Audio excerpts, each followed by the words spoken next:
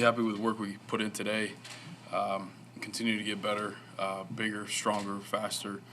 The cool thing is, when the board plays out, we're best available, also hits some of our needs. That always gets you excited because it pairs up really well and you feel really good about it. Dexter at 253, big, strong guy. When you guys see him, you'll understand what I'm talking about. Tons of talent in that body. He's a hybrid. He can play nose. He can play three technique, work anywhere on the interior, and extremely athletic. Moves really well. So we're excited about him.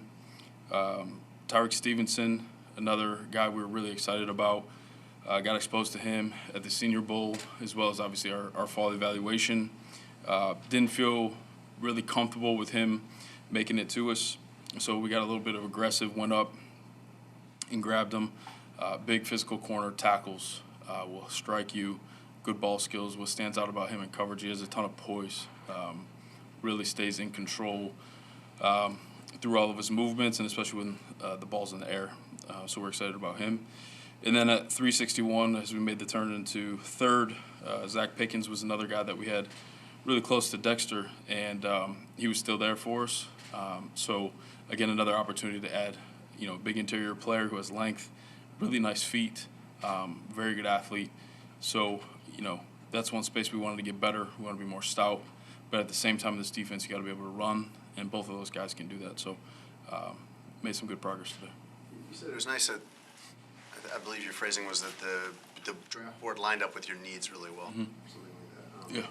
How closely did that match for you? It matched really well. How closely did it fall into place? Yeah, it matched. It was spot on. I don't remember it, being like that perfect last year, which is really cool. Right. Doing all much as we've talked about getting Justin help and getting a good evaluation of Justin this year. How important is it to add to a defense that last year finished near the bottom of the league? Yeah, absolutely. We want to take a big step there. We've done that in free agency, and then we've done it in the draft too. So we get a corner who can come in and compete, for a spot on the outside. And then you get those big guys inside to really be in the heavy rotation, with Billings and with Justin, who will be really good leaders for those guys too, be able to show them the way. And in this league, in terms of the defensive line, you got to have really two waves. So we've been able to start that inside, and that, they're multipliers, right? So they punch the pocket, they dent the pocket. That makes a shorter edge for the outside guys. In the run game, they're heavy, they're tougher to move.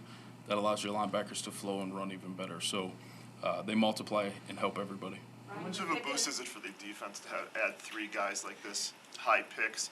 And what was Alan Williams' reaction, especially after yesterday not getting he was excited.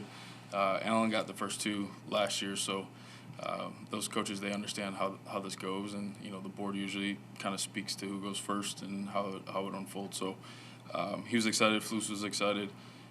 This was a space we want to continue to add, and we were able to do that. With Pickens, he played last season at 305. I think at the combine he was 291. Is that weight loss in terms of the athleticism? Will that make him a more productive player on the interior? Yeah. So the cool thing about what we got going on here with our performance team, we'll put a plan in and find like the ideal spot for him. It's probably somewhere in between. Eventually, I see him. If I remember correctly, he's got room for. Actually, it's kind of creepy because Dexter does too, but they have room for growth in terms of the lean mass getting up. So not just body weight. We look at lean mass stuff that it's muscle mass. It's functional. It's not just weight. So both those guys have room to grow based on their bone density and the frame that they have. So. I think he'll creep back into the 300s and still be able to keep his athleticism. The defense with an even front like that and having the two defensive tackle spots be so interchangeable, how important was it for you to find two guys who you've talked about, like the similarities in traits? Like, was that a priority when you were going through the scouting process on trying to fill both of those spots in the draft? Yeah, we're looking for guys who are big, long, and can run, interchangeable, nose, three technique. You get kind of chipped up through the season, so you want guys that can really fit in different spots.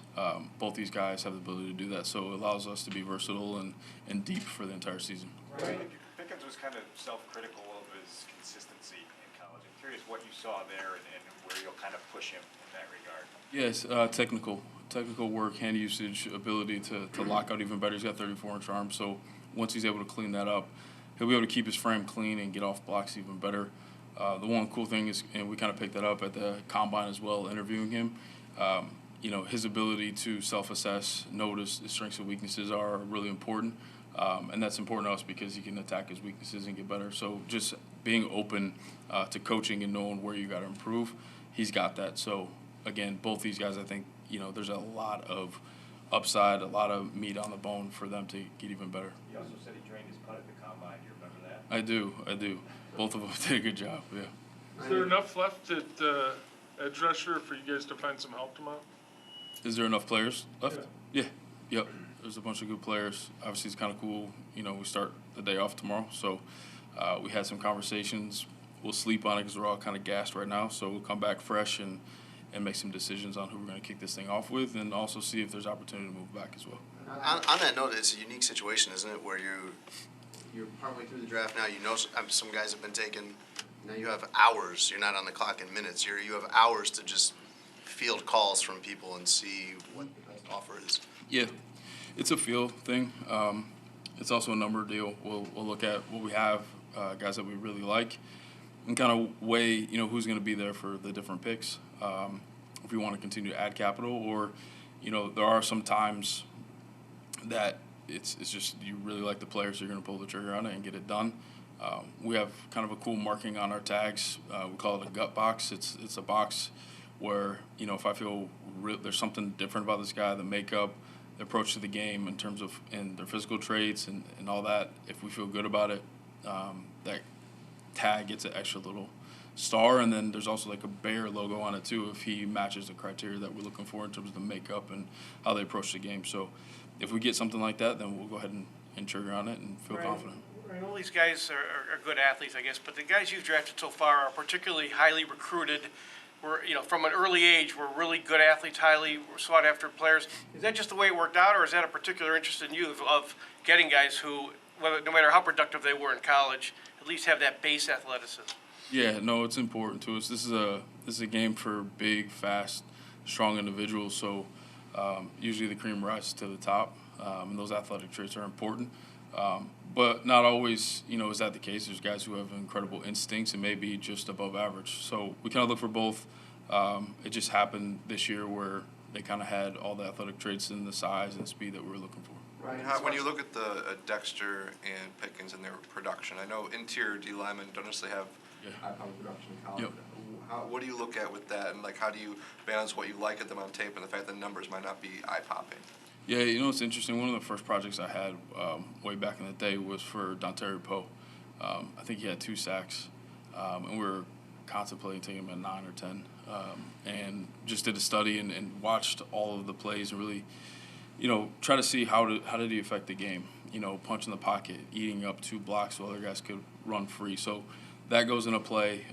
Like I said, there's a level of a multiplier where they can help other people as well, free other individuals up to make plays. So those guys had those pieces. And then the other thing, just kind of coming up through the ranks, is for big guys, grade the flashes.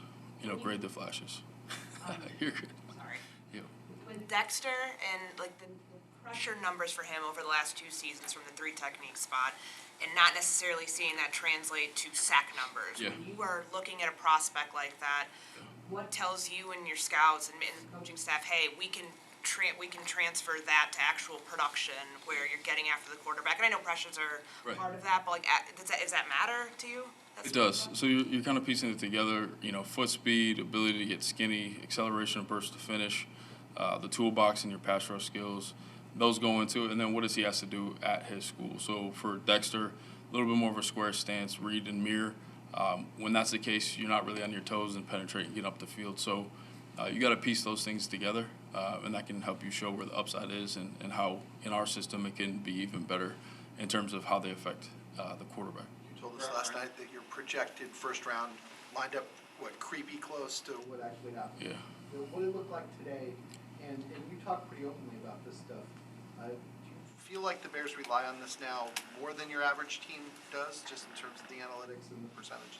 I wouldn't say Well, yeah, rely on it in the terms of just more information to understand, where the sweet spot is and where guys can go. So, for example, with the corner, we just knew that his range was coming up, and we knew that if we stayed still, there's a good chance we weren't going to get him. So it just allows us to be a little bit more savvy, move with confidence to get the players that we want. But yeah, like the draft that we have now, I've simulated it before, which is like it's kind of cool. Yeah. Ryan, the guys you've taken with your high draft picks so far, they're all from big programs. Yeah. All of them, even Stevenson, have played in the SEC. Is that coincidental, or is there some comfort with choosing guys that made it out of those programs? Yeah, I think that plays a part. You want to have confidence that they can play against top competition, and that's what you see in the SEC all the time. Even on the worst teams in the SEC, there's guys that are going to play in the league for a long time. You look for those matchups to feel even more confident that they can hang at this level. So I think that definitely plays a part in the decision and just kind of getting a feel for the value that they have for us at the next level. Ryan, as far as Dexter's concerned, the production obviously hasn't really matched up with the talent early on. What made you guys confident in both your meetings with him and the tape that 53 was the right spot to take him? Yeah, so if you go all the way back to his freshman year, he was raw. He was a basketball player that started playing football just a couple years ago. So if you go back and watch his freshman tape, he's out there just kind of throwing people around, and he doesn't really feel pressure yet and understand block, recognition and all that. And then the next year, it gets even better in terms of the feel. And then this year, it got even better. The other thing we look at too is the play time for these big guys.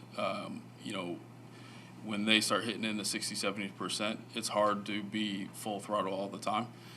So you're going to see some up and down. So that's where that whole grade the flashes kind of comes from. Because at this level, you like to get a nice little rotation with those guys so they stay fresh and explosive. What was important for you to talk To learn about Tyreek in terms of what happened in Georgia, Yeah. and to feel comfortable about everything that he went through there, Yeah. to take him. It gives you a ton of perspective. I mean, he came in and we brought him in the draft room and just had a conversation with him, and we talked about that. And the one thing I look for is just ownership of maybe some situations early on, in terms of talking about, maybe it's a guy that was a 5-star, 4-star, or any star that came in with a sense of entitlement and that the job should just be handed to him. And maybe they didn't handle a certain situation the way that they should have, and they've grown from it, but they own it and they say, you know what, I messed up there, and I that's on me. And then apply that to going to a different school and getting to know his teammates, meshing with that culture, learning from his past, and then improving and playing at a high level. So I love that. And then with that, that was during COVID as well, I believe, and part of it was to go back to Miami to help his family. And you start to understand, what his family means to him, and what being back there and supporting everybody means to him. And to me, like that's a grown man trying to take care of his business. So he's got priorities, and I thought that was good. Brian, what's your comfort level right now with the pass rush as it is? Yeah, I think we got better. I think with this rotation of guys on the inside, to penetrate from the inside, but also dent the pocket and create shorter edges on the outside for our DNs should help them. We're younger, more athletic, faster. Close the burst is going to be way better. So we're heading in the right direction. I'm not sure. At the end of the day, this is on paper. So we got to see it in action and let it play out, and we'll go from there. Tyreek, how do you evaluate his play in press man schemes and press man stuff versus his zone play? Yeah, that was a really cool process. He really flashed to us even more at the Senior Bowl and one-on-ones and some of those press techniques, and we're like, man, this guy is long and physical and you got to be confident in someone's face and take care of business on the line of scrimmage. He did that with an unbelievable skill set and length and all that. And then the poise and the route to really stay calm and read the hip and stay in position. So then that carries, let's go back to the tape and watch these situations, and we see him excel there, which is going to help him, at this level. Stevenson talked about just like how rough that transition was when he was playing in the slot. It might not have been where he felt playing, but then going outside.